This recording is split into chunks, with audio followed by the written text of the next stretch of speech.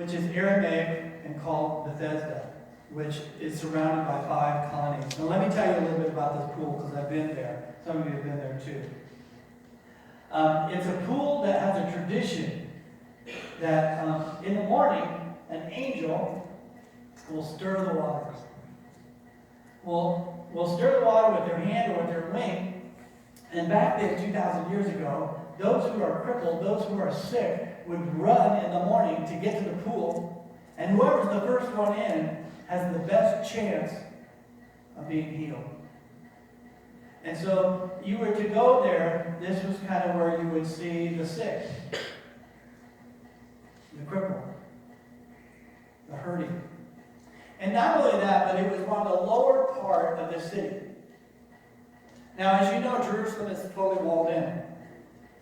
And when it rains, all the garbage, all the refuse on all the streets and sidewalks goes from the top of the city and then rolls down to where?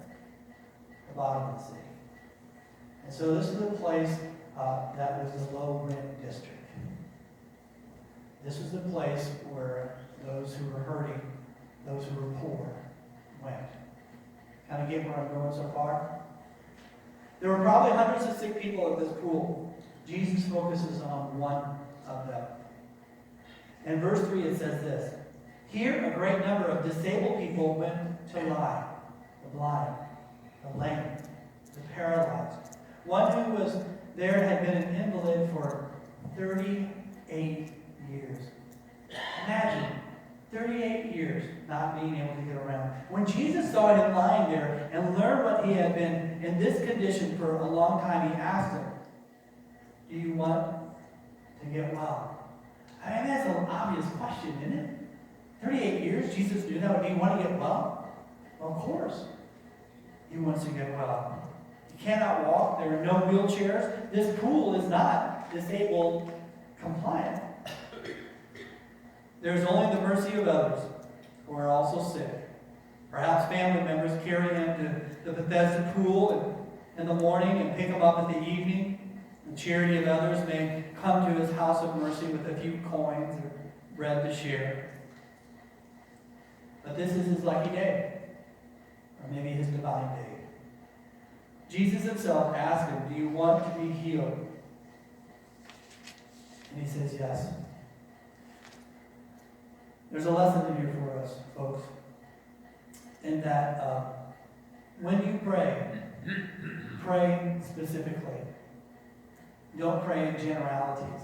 Because God wants to answer the desires of your heart, not the generalities of your heart. Be specific when you pray.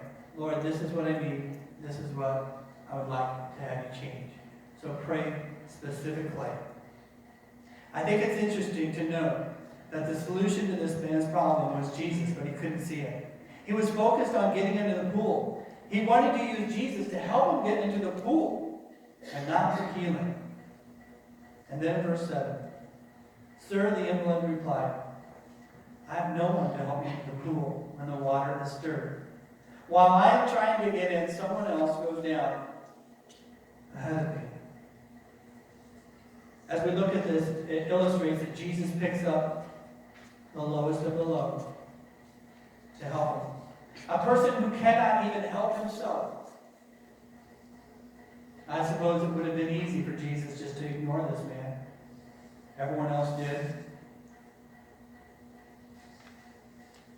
And then in John 5:8 it says, "Then Jesus said to him, 'Get up, pick up your mat and walk.' At once, when the man was cured, he picked up his mat and walked." Jesus didn't touch the man. He didn't pray. He didn't put mud and spit into his hands and mix them together and put on the man. He just said, "Get up and walk." That quick. And then the Jewish police step in. Not quite happy that this was done on the Sabbath day. And it goes on to say, "This day on which this took place was the Sabbath." And so the Jewish leaders said to the man who had been healed, "It's the Sabbath. The law forbids you to carry your mat." Jesus also said in Mark 2:27, "The Sabbath was made for man, and not the man for the Sabbath." You know something? As you have an opportunity to help others, know that sometimes it can be messy. Usually it is when you help people. Sometimes it can require sacrifice. There was a Sunday school teacher who was teaching 4 and 5-year-olds on Sunday morning about the Good Samaritan. And she was trying to be quite vivid about the details of the beating that this man took and how he was bleeding on the side of the street. And the Sunday school teacher asked these 4 and 5-year-olds and said, what would you do if you walked up on the sidewalk and then there was a man that was bleeding and hurting and had been beating? And one little 4-year-old girl raised her hand and said, I think I'd get sick. No. And as I thought about that answer, I thought maybe inside some of our hearts, maybe that's why we don't get involved.